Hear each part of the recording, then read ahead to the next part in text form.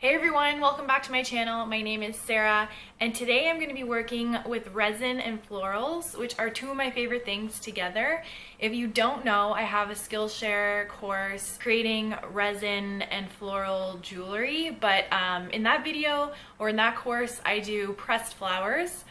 But today I'm going to attempt for the first time preserving flowers with silica gel. So a pressed flower, obviously it's pressed in between two heavy objects, a book or a press, and then that way it's super flat, dries up during that time while it's pressed and all the moisture is gone, and then you can put it in resin. But this way, if you preserve it in silica, it keeps the shape of the flower, so it looks like it's a fresh flower, but it's actually dried. It usually keeps a lot of the color, the shape, basically it kind of like freezes it in time. You can't use fresh flowers in resin because the moisture will just cause it to rot while it's in the resin, so you do need to dry your flowers. So there's a few ways you can do that, like I said, pressing, but today I'm going to be doing it with silica gel. So this is my first time. If you have any comments or suggestions and tips, please leave them below. I would love to hear them. Not only am I going to preserve these flowers, but I am going to also put them in some resin molds. I got a whole bunch of new resin molds from Amazon that I'm gonna try. So at the end of the video, you're gonna see what these look like in resin. This video was done over the span of like 2 weeks or a week because it takes a long time to dry your flowers and create these resin molds, which I will explain throughout this video. So if you're interested, just keep on watching and let me know if you have any questions. So I'm just on my way to the local flower shop to grab some flowers that I think look pretty and hopefully they dry nicely.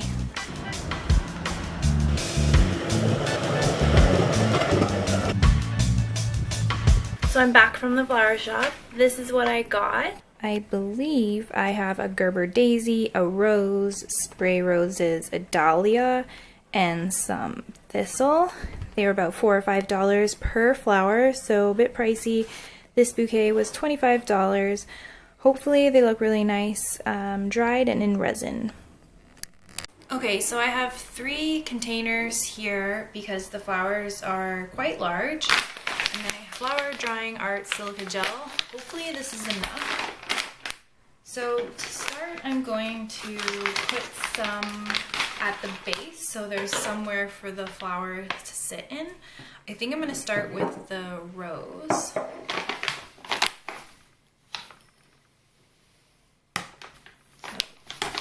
So just a little bit on the bottom there. This is the rose, so I'm going to just cut, I think right here. And then I'm going to place this in here. I'm going to try and just get along the sides.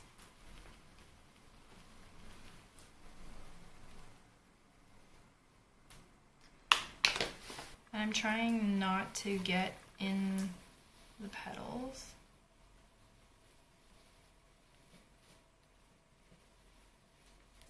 So now I'm just going to fill in the petals.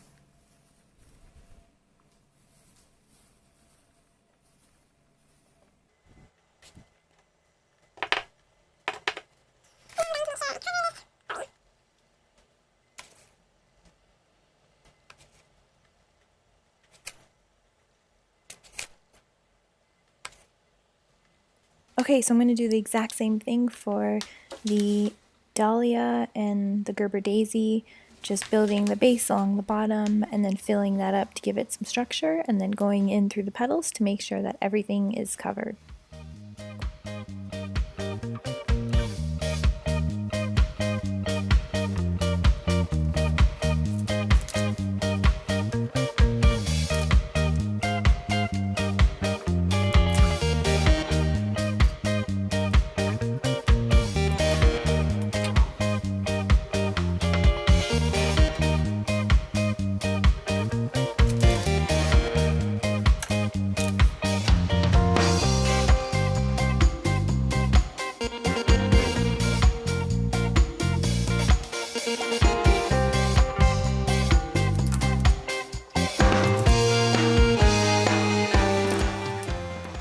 Okay, so we have one flower here and then the 4 flowers here.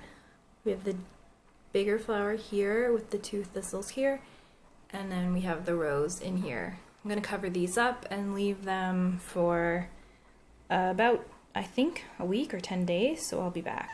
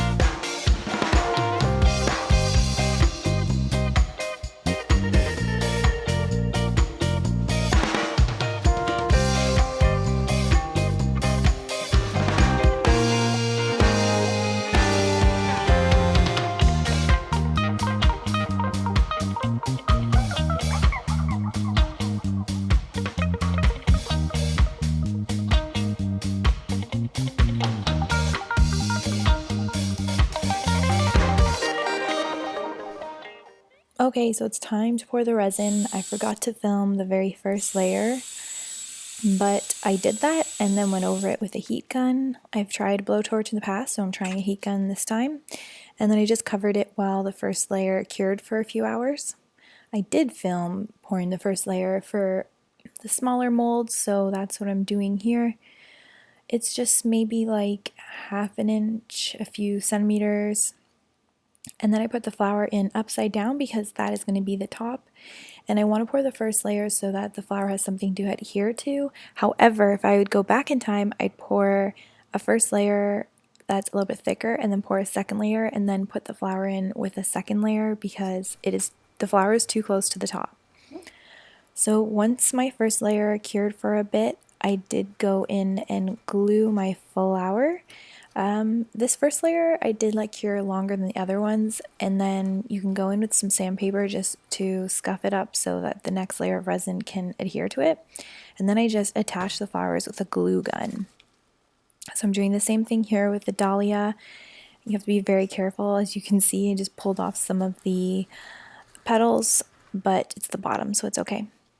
So now I'm going in with my second layer, again just doing a very, very thin layer. I don't even think it's 1/2 inch, it's probably more like 1/4 inch. I did do 6 layers for these big guys. I usually wait about 5 hours in between layers so that the resin is still kind of a jelly consistency or like a stickiness to it. That way the next layer will stick well. If you wait until it's fully cured, you will have to sand it because the next layer won't stick as well. So yeah, I just did this every 5 hours, and the smaller ones took about 4 layers and the larger ones took 6 layers. The sphere was really cool to do. This is the first time I've used this kind of mold. I had to be a little bit more careful with pouring because I didn't want any of it to get onto the seam, which I got anyways, and I also just wanted to make sure that I got it in all of the different spots around the rose. So I'm not going to show all of the different layers that I did. Every piece kind of took different amount of layers. You just want to make sure to keep them thin because if it's too thick, the resin can overheat, which can cause a lot of problems. And you just want to make sure to get all those bubbles in each layer. I did not do a good job of that, but anyways. Okay, so I'm back and I have so many resin silicone molds to demold. Some of these have been done for a lot longer than others, and I've wanted to demold them so bad. It's kind of like waking up on Christmas morning and not being able to open up your presents. But I did have to wait for these larger ones because they required quite a few layers of resin. So I'm going to do those last, and I'll do these small ones first. This is the bunch of molds that I got from a large pack on Amazon for like $20 something. There's a lot of like gem shaped ones and also one sphere, which is what I really wanted to try. This one I actually did with leftover resin. I had really old art resin that I thought in one of the bottles was starting to yellow. So I just threw it in this mold with some alcohol ink. So it's kind of cute, but you know, not my favorite.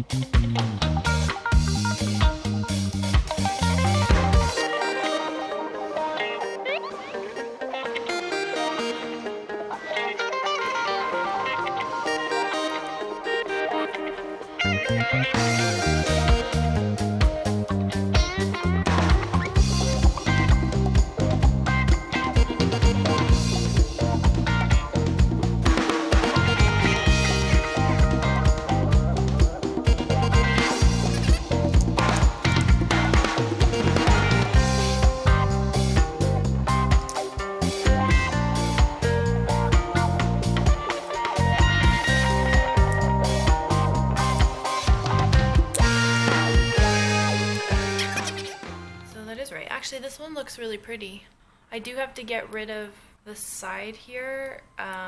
Also, it's strange that the inside turned yellow because before when I put this in, it was all red. So I don't know if drying process with the silica didn't quite work out. I think it still looks pretty, but it's not the right color. You can actually see where all the layers were.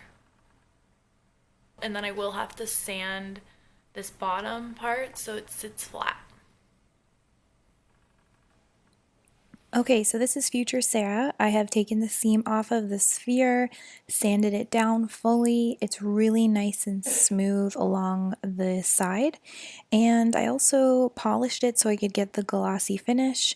But you'll notice that the color has changed a lot. It has faded into more of the yellow color of the rose. Okay. Lastly, the two big ones.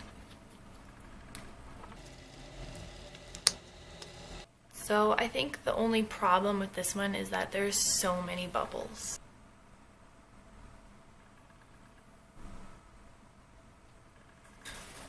Okay, so I'm going to do this big one. So this is the back.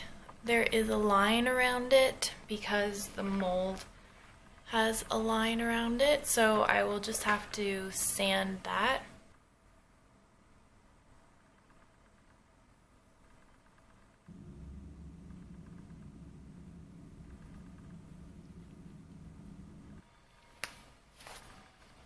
Alright, so thank you for watching my resin floral video. I think what I learned is that I need to practice some more because I'd like to get rid of at least 50% of the bubbles that have shown up in these pieces. I'm used to working on smaller scale items for jewelry, and I can manage bubbles quite well in those cases, but this is quite different because it's so thick. So I'm gonna have to give it another try and see if I can get rid of a little bit more bubbles than I did this time. If you have any tips for getting rid of bubbles, I'd love to hear them. Or if you have any requests or questions, just leave them in the comments below. I hope you learned something or at least enjoyed this video, and I'll see you next time.